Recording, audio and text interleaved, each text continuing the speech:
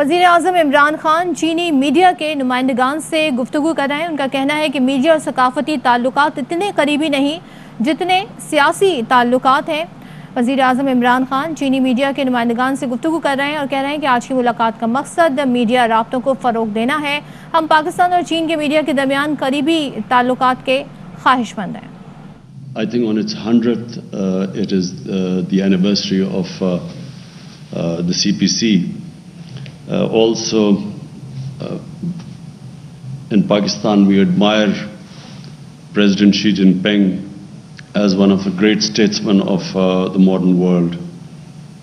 We have admiration for him in Pakistan for two particular reasons. One, his commitment to fight corruption. The commitment that a society there must be rule of law in a society. In other words, the powerful must be brought under the law. And corruption is, when it destroys a country, it is when there is a corrupt elite which does not bring itself under the rule of law, and they are the ones who do the maximum damage. So I have watched the corruption drive, anti-corruption drive of President Xi Jinping. And we here in Pakistan are very impressed by the way he has so many high-level officials, ministerial-level people have been held accountable for their corruption. Secondly, and the most remarkable thing about China, which we all admire, is that the way they have brought so many millions of people out of poverty. The figure we are told is almost 700 million people have been brought out of poverty in the last 6-7 years. And recently, China announced that China has finally eliminated extreme poverty. So this is, I think, one of the most remarkable achievements of any human society.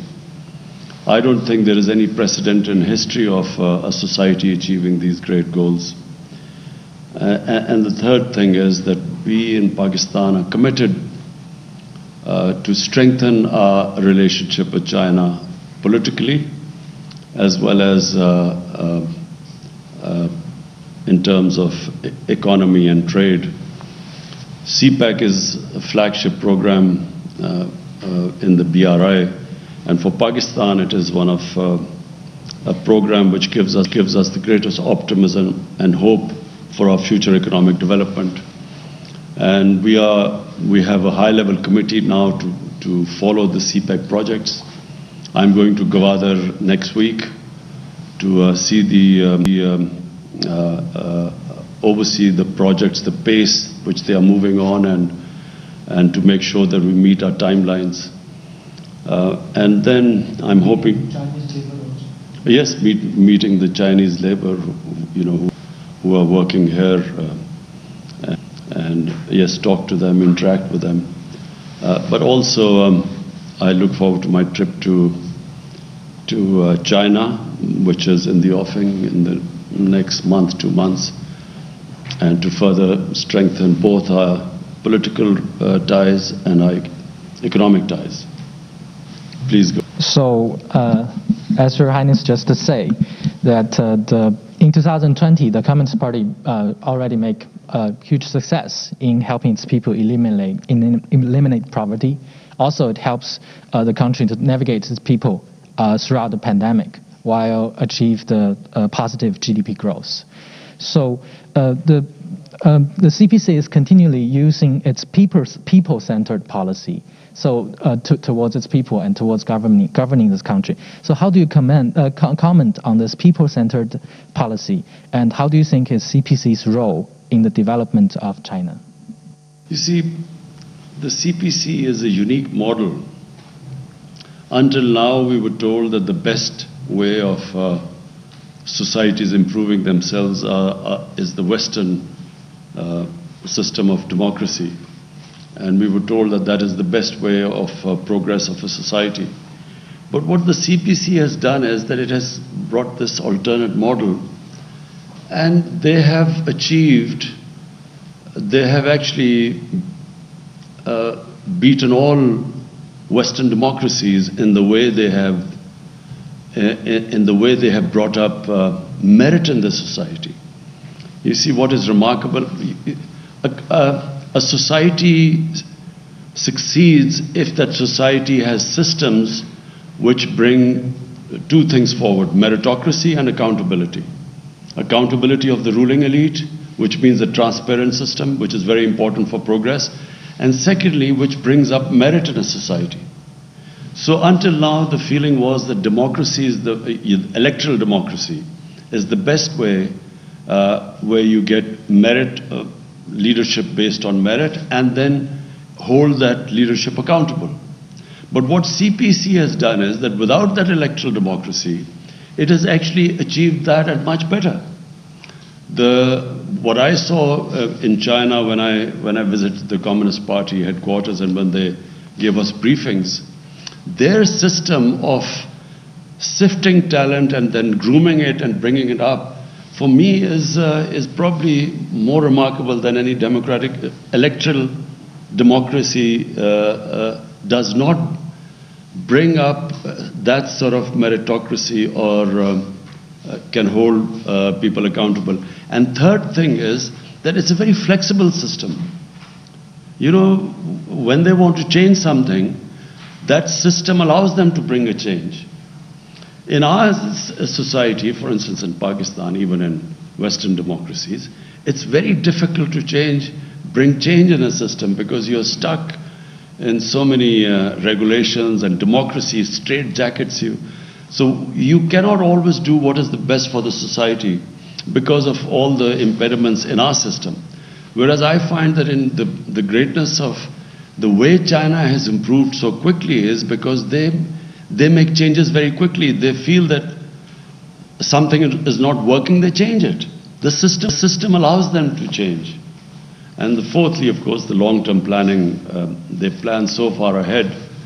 Sometimes in a democracy, you only, I mean in an electoral democracy, you only look for the next 5 years and it contradicts long-term planning. Hi, Prime Minister. Grateful. Thank you for hosting this meeting online. I'm Lucian from China Today. And I have a question. It's been several years since China and Pakistan established the diplomatic relationship as well as the friendship between the two. So among all projects that the two sides have worked on, where do you see the future development direction and the cooperation direction of the China-Pakistan economic corridor, and which areas could be the focus points in the next few years? And how do you think of the importance of such cooperation for both countries? Thank you. Yes, thank you. You see, for me, where I see this relationship moving ahead, and I mean the economic relationship, because there is the political relationship which is also very strong and moving ahead. But purely the economic relationship, I see the next phase of CPAC. And the next phase is for Pakistan, which is very exciting. We have these special economic zones, and we hope to attract Chinese industry into these special economic zones by giving them incentives, because in Pakistan the labor is much cheaper than in China, so we hope to attract that industry which will benefit from our cheaper labor. And secondly, where we really want help from China, and we're already working on it, is agriculture. Because in China, the productivity, your agricultural productivity is much higher than Pakistan. Pakistan is basically an agricultural country. And we haven't really concentrated so much on our agriculture to improve our productivity. So this is the second phase, because almost half our population lives off agriculture.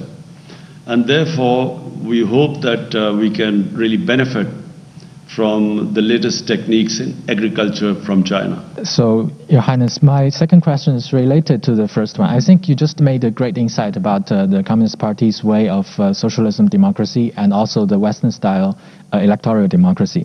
So my second question is, how do you view the leadership style of Xi Jinping as the core of the CPC party? What kind of image do you think he creates on the international stage? You see, President Xi Jinping, when I spoke to him, and Premier Li, what struck me was that the process which they have come through to become the Prime Minister and the President, they started work 30 years ago, and they started working right from the canton, the real village level. And from there, they worked all the way up. They went through all the processes. So really, it's that long struggle which is what makes a leader. And that sort of process is not prevalent in most of the countries that claim to have electoral democracy. You do not have that sort of process.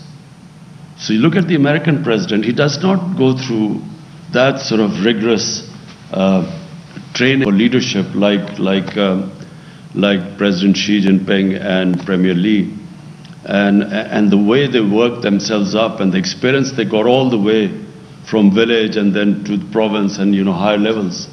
So when they get to the top, they are experienced.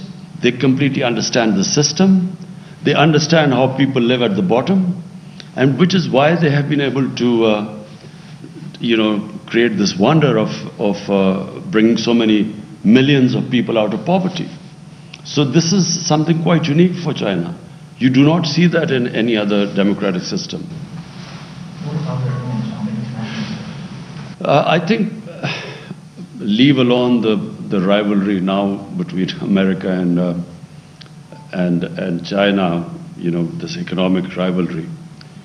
But I can tell you that the world, no matter whatever they think of China, because there's a fear of China's economic dominance now.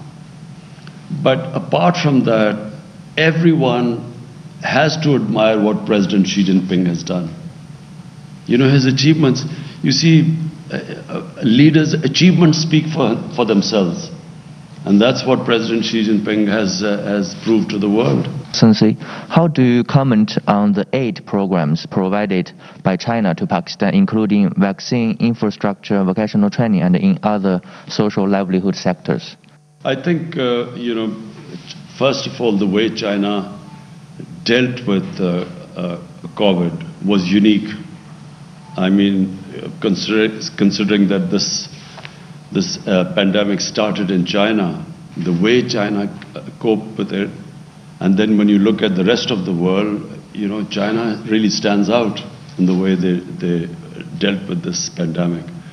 And we are very thankful to China because, the way they helped us, the way they donated the vaccine to us.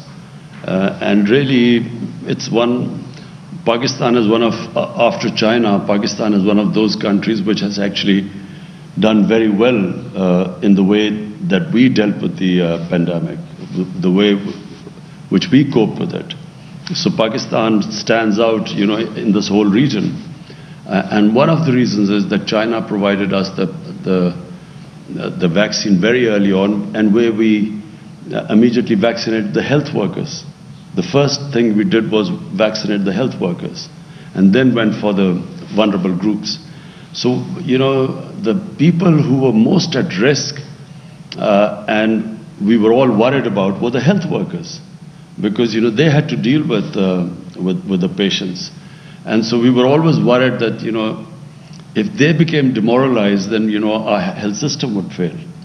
So when we were able to, thanks to China, we were able to vaccinate them, that gave us a lot of confidence. My name is Liu Xin. It's a great pleasure to be able to talk to you, even via Zoom, on this very prosperous occasion when China is celebrating the 100th anniversary of the founding of the CPC. But this year is also a very special year for China and Pakistan, as both countries are celebrating 70 years of diplomatic relations, 70 years of friendship. So I'd like to ask you, based on what you just talked about the uniqueness of the Chinese system and the kind of strong relationship that Pakistan has fostered with China, what do you think the 70 years of friendship between China and Pakistan means for the region and for the world? And where do you see relations going further? How to deepen these already very strong ties? Thank you very much. Thank you. Well, firstly, let me just talk about Pakistan and China first, and then the region. For Pakistan, there was always a very special relationship with China, although our relationship started 70 years ago. But, you know, China, whenever Pakistan was in trouble, whenever I'm in trouble politically, internationally, when we had conflicts with our neighbor, China always stood with us. So the people of China have a special place in the hearts of people of Pakistan. Because everyone here remembers, you know, you only remember a friend who stands with you in your difficult times. In good times, everyone stands with you. But in your difficult, tough times, bad times, you remember those people who stood by you. That's why you will find that in Pakistan, people always have a special fondness for people of China. So this relationship has only got stronger. Even now, politically, you know, on the international forums, Pakistan and China always stand together. And now, when you talk about the region, there's this strange great power rivalry taking place. You know, you see the United States and the United States being wary of China, and you know, I don't need to say all this is now public knowledge. You know, the way China and the United States are sort of looking at each other. So it creates problem, because what United States is doing is it's formed this regional alliance called the Quad, which is US, India, and then, you know, a couple of other countries. So from that point of view, Pakistan thinks that it is very unfair for the US or other powers, Western powers, for countries like us to take sides. Why do we have to take sides? We should have good relationship with everyone. And, you know, it's not going to happen that if there's pressure put on Pakistan to change its relationship or downgrade its relationship with China, it won't happen. Because the relationship between Pakistan and China is very deep. And it's not just the governments, it's a people-to-people relationship. So to sum up, whatever will happen, our relationship between the two countries, no matter what pressure is put on us, is not going to change. But how do you deepen these already very strong ties, Your Excellency? Number one is trade. You know, the CPEC is a really, it's right in front of you, it's something. It's the biggest thing happening in Pakistan. For us, this is where we think our economic future is moving towards. So this is a big economic feature in Pakistan. And then there's the political relationship. And political relationship has got stronger. And it's got stronger because whatever happens in every international forum, Pakistan and China stand together. Mr. Prime Minister, my second question is about Olympic Games. Beijing will host the 2022 Olympic and Paralympic Winter Games next year. So, Your Excellency, how do you comment on China's efforts to host the Games, and what are your expectations for the Games? Well, I watched on television, of course, the Olympics in China. And you always find that a country that is on the ascendancy, its sports also follows in the same direction. It also, in sporting, I mean, China, if you look back, China's performance 30 years ago, and now you compare now in Olympics, China is now the emerging power in sports as well. So the two go together, because all the skills, the institutionalization that goes into a nation building and a nation moving forward are exactly the same in which a nation's sports move forward. Because you compete internationally in sports, the better you become, the better your institutions become, which can sift talent and bring merit on the top. So a small country like New Zealand just now, I know you don't play cricket in China, but a country which of 5 million people has just won the Cricket World Championship from India, which has 1.3 billion people. And 5 million people, a country of 5 million people has actually won a championship against them, because they have a very good system of sifting, bringing up talent and polishing it. So countries clearly which institutionalize better, they move upwards, because the system of polishing the talent in the country is better than the others. What about China's efforts to prepare for this game, especially in this difficult time of COVID-19? Well, we are just watching in Japan also they're having problems of hosting Olympics. And there's a lot of problem because of COVID. The answer is I don't know really, because we do not know the trajectory of the COVID situation.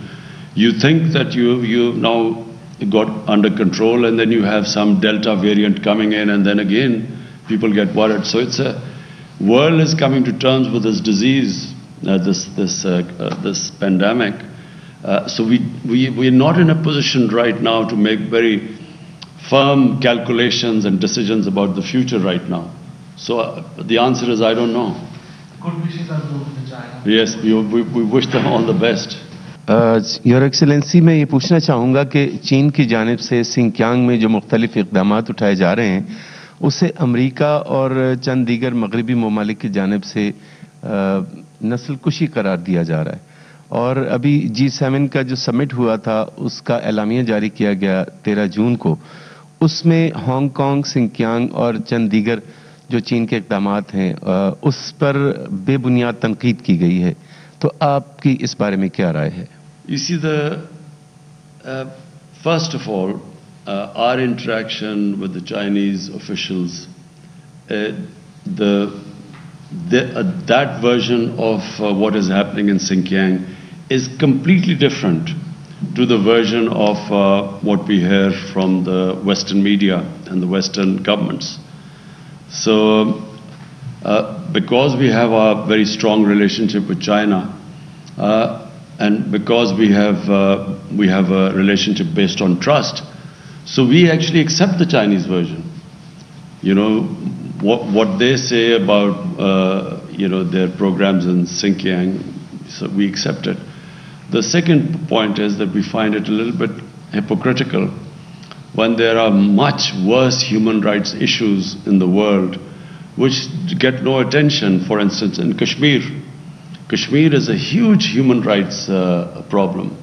There are about 9 million, 8 million Kashmiris which are basically have been put into an open prison until recently. It's a police state where there are extrajudicial killings, there's imprisonment, there's arbitrary arrests and a ban on media, and yet there is hardly any adverse comment in the Western media. 100,000 Kashmiris have died in the last 30 years for a freedom struggle. It's a disputed territory.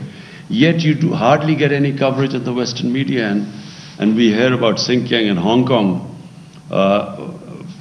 which is a bit hypocritical. दूसरा सवाल मैं पूछना चाहूँगा vaccination के हवाले से. खुशाइन बात यह है कि पाकिस्तान में हुकूमत की जानिब से वैक्सीनेशन का आगाज़ किया गया और लोग जौक दर जौक इसमें हिस्सा ले रहे हैं, और ख़ास तौर पर चीनी वैक्सीन साइनोफार्म, साइनोवैक और कैंसर लगाई जा रही है. इस दौरान वबाई सूरत-हाल के दौरान जो चीन और पाकिस्तान का ताउन रहा और अब भी जारी है, उस हवाले से आपकी राय जानना चाहेंगे। China helped us in the beginning and because of that we were able to vaccinate our health workers and the vulnerable sections, the senior sections of the society. And even now we have a very close collaboration going on with China. We are expecting another consignment coming soon. And so today we are expecting a consignment. And it is one reason that we have really been able to cope with this pandemic compared to all our neighbors. Yeah, this is the CONT family conference. So the previous reporters have already asked questions that I want to ask. So I want to ask the follow-up question regarding Xinjiang. We noticed that recently some Western media criticized you only because you didn't criticize China's policy in Xinjiang. So some media even said that this should help China fight silence over Uyghurs. So what's your response to these voices? So I just answered this question, which I think it's, we have, with our interactions with the Chinese government, the Chinese version is completely different to the version which we hear from the Western media and the Western government. So because of our close proximity and relationship to China, we actually accept the Chinese version. And I again repeat, we find it very hypocritical that while the Uyghurs situation is highlighted so much, and Hong Kong, on the other hand, Kashmir, which is a disputed territory between Pakistan and India, and the United Nations Security Council resolutions, which gave the Kashmiris the right to choose their own destiny through a plebiscite, yet there's hardly any mention of Kashmir, where 100,000 of Kashmiris have died. So this is what we find in Pakistan very hypocritical. Now we notice that some people claim that a closer Pakistan-China relations will intensify conflicts in the region because of India. So what's your comment? Pakistan and China were always close, but I think this idea that India is supposed to counterbalance China for the Western world, I think this is going to be very detrimental for China. For India, not for China. China is too strong. The benefits India will get from trade with China are far greater than India trying to act as a sort of counterbalance. The country that will lose out is going to be India. The relationship, as I said, between China and Pakistan actually has nothing to do with India. We have 70 years of diplomatic relationship, and through all crises in Pakistan's history, China has stood with us. So it really has nothing to do with India. Our relationship is a bilateral relationship, is extremely strong. His Excellency, my question is, now Pakistan and China have set an example for the world about solidarity and cooperation in facing the global challenges. And how do you think the importance of building a closer China-Pakistan community of shared destiny and shared the future for mankind? I think what I experienced when I went to, on the invitation of President Xi Jinping, what I noticed was the amount of work China is now doing in terms of improving the environment, fighting global warming. The awareness in China, in fact, President Xi Jinping hosted a program now I forget what city is, a special city which is just built. It's an environmentally green city, specifically built, which we were invited to. I don't remember the name of the city, but we went there, and everything there is environmentally friendly. So China is making great strides towards that, and I think the future of mankind, the biggest threat mankind faces is through this climate change, global warming. And And China really, when President Xi Jinping hosted this conference, he invited leaders from all over the world, and it was just, the theme was how to save mankind from this catastrophe which is called climate change and global warming. Yes. Thank you so much, Excellency, for giving us this opportunity, and it's really great honor for us. My question is that the first phase of China-Pakistan Economic Corridor CPEC yields fruitful results in different areas, including energy and infrastructure. First, how do you comment on this? And second, how will China and Pakistan cooperate to ensure the success of second phase of CPEC? Especially, how do you see Sino-Pak economic growth? Thank you, Excellency. Firstly, the first phase of CPEC was connectivity, and then energy projects. So that was the first phase, because Pakistan had problems we were shortage of energy, and then of course the connectivity, which is what the CPEC initially was. Now the second phase is now deeper cooperation, and that is, from Pakistan point of view, the special economic zones. And the idea is to attract investment into these special economic zones, which will help employment in Pakistan, improve our growth rate, create wealth for our country. But equally important for us is help from China in our agriculture. Now, half of our population lives off agriculture, and the productivity of our agriculture, unfortunately, is extremely low. So we have compared the productivity in China, which compared to us is much higher, and then all the various technologies which are used in agriculture. So the second phase is for us our special economic zones, agriculture, also skills education. We are collaborating in getting skills education in Pakistan. How you will speed up this China-Pakistan economic cooperation? We have already, now we formed a committee, which is, the whole point of that committee, the CPEC committee, is to monitor the CPEC projects and make sure that there are no impediments in their way. Your Excellency, my last question is about the future, the near future of international relations. As we are seeing with the new U.S. administration, there seems to be the talk of alliance of like-minded countries to counter some kind of other system or country. What is your understanding? How do you look at the trend, and what do you think is the implications if such a trend really picks up momentum? I find this deeply worrying for the world. I find this rivalry for no rhyme or reason. I find this worrying because then, just like in the Cold War, the world was divided between the Soviet camp and then the American camp. And so it created a lot of problems for countries who, they had to choose sides, either one side or the other. And then, for a short while, there was this, the whole worry was this war on terror. And the whole world was somehow involved in fighting terrorism. And now we see this emerging rivalry between China and the Western countries led by the US. Again, it's worrying.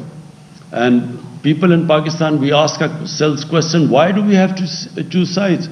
We have a very deep relationship with China. And if someone asks us to choose sides, we find that China is our friend for 70 years through highs and lows. They've stood with us. So people in Pakistan have this great faith and trust in our friendship with people in China. So why should we be asked to take sides now? Why can't we have a relationship with everyone? And this is the feeling right now, because I think this what past tells us, this world divided into camps, we find that this is detrimental to the world. How do you see things unfolding in Afghanistan? Well, that's the most difficult question you asked me. Unfortunately, right now we do not have the answer because no one has the answer. You see, let me just say, the biggest mistake made by the Americans was that they kept on trying to find a military solution in Afghanistan when there was not one. They kept doing the same thing over and over and over again and thought they would get a different result. Because Afghanistan has a history, and they just cannot be dictated from outside. They do not accept outside power intervention. They do not like to be controlled from powers from outside. That's the history. And so even when countries have conquered Afghanistan, like the British did in the 19th century, and then the Soviets invaded Afghanistan in the 20th century. You can invade Afghanistan, but when you stay there, it is very difficult to control the country because they are very independent-minded people. So this war in Afghanistan went on too long. It has created deep divisions in the Afghan society. When a war goes on for that long, when on both sides people have died, families have suffered, to bring them back together is not very easy. It takes time. And now what you're seeing in Afghanistan is that the moment the Americans decided there was no military solution, they gave a date of exit. And the moment they gave a date of exit, the Taliban, who were opposing the Americans, considered that as a victory. Now, when they think they won the war, it's very difficult to make them, from Pakistan point of view, to make them then come to some sort of a political settlement becomes very difficult. One, because the war went on too long, there are deep divisions. Secondly, once they feel they won the war, it's very difficult to make them now get back together. And so the worrying thing for Pakistan is that if Afghanistan has a civil war there, just like it had civil war after the Soviets left in 1989, then the consequences will be, after Afghanistan, the country that will suffer the most is going to be Pakistan. Because, we have a long border with Afghanistan. Taliban is basically a Pashtun movement, and there are more Pashtuns in Pakistan than Afghanistan. Half the Afghanistan population is Pashtun. So the worry here is that we will be deeply affected by if there is a civil war. So therefore, we want there to be a political settlement at all costs. So before concluding this session, I would like to inform the media that Prime Minister has written a special congratulatory letter to President Xi on CPC's 100 years anniversary. Also, Prime Minister has written an op-ed that will appear in Chinese media. I believe this opinion piece, and also keeping in view the close relationship and the kind of the way CPAC is going, we will interact with Chinese media more regularly, and we will keep inviting friends from Beijing, Shanghai, and also from here. And thank you very much for being part of this session. चीनी media नुमाइंदगान से वज़ीर-ए-आज़म गुफ्तगू कर रहे थे। इस मौके पर उन्होंने कहा कि मकबूजा कश्मीर पर मगरबी मीडिया में इंतहाई कम कवरेज होती है जो मुनाफिकाना है। उन्होंने कहा चीन और इस लोगों का पाकिस्तान के दिल में ख़ास मुकाम है। अफगानिस्तान पर बात करते उन्होंने कहा कि अफगानिस्तान में खाना जंगी होती है तो सबसे ज़्यादा मुतासर पाकिस्तान होगा। हम हर सूरत में अफगानिस्तान का सियासी हल चाहते हैं। अमेरिका के अफगानिस्तान से इनखला के ऐलान को तालिबान ने अपनी फतह करार दिया। अफगानिस्तान की तारीख है कि कोई अफगानों को ताबे नहीं कर सका। अमेरिका की सबसे बड़ी गलती है कि अस्करी क़ुव्वत से मसला हल करने की कोशिश। अफगानिस्तान की सूरत हाल आगे क्या होगी इसका जवाब देना बहुत मुश्किल है। आने वाले दिनों में इंसानियत के लिए सबसे ज़्यादा खतरा माहौलियात थी। अहम तरीन खबरें अब एक क्लिक की दूरी पर। आपके पसंदीदा टॉक शोज हों या अहम मुल्की या गैर मुल्की शख्सियात की न्यूज कॉन्फ्रेंसेस, हर लम्हा बाखबर रहने के लिए सब्सक्राइब करें हमारा YouTube चैनल। मौसम की सूरत हाल हो या खेल के मैदान से खबरें, अपने मोबाइल फोन से मुल्की और बैनुल-अक़वामी अहम खबरों तक रसाई के लिए डाउनलोड कीजिए मोबाइल ऐप। बावसूख ज़राए से मुसद्दिका खबरों, तज्ज़ियों और तबसरों से मुस्तफ़ीद होने के लिए विजिट कीजिए पाकिस्तान की सबसे बड़ी न्यूज वेबसाइट www.arYnews.tv। इन सब के अलावा पाकिस्तान का सबसे बड़ा फेसबुक पेज हो, सबसे बड़ा न्यूज इंस्टाग्राम अकाउंट या फिर ट्विटर, ARY न्यूज पहुंचा रहा है खबरें सबसे पहले आप तक, ताकि आप रहें हर लम्हा बाखबर।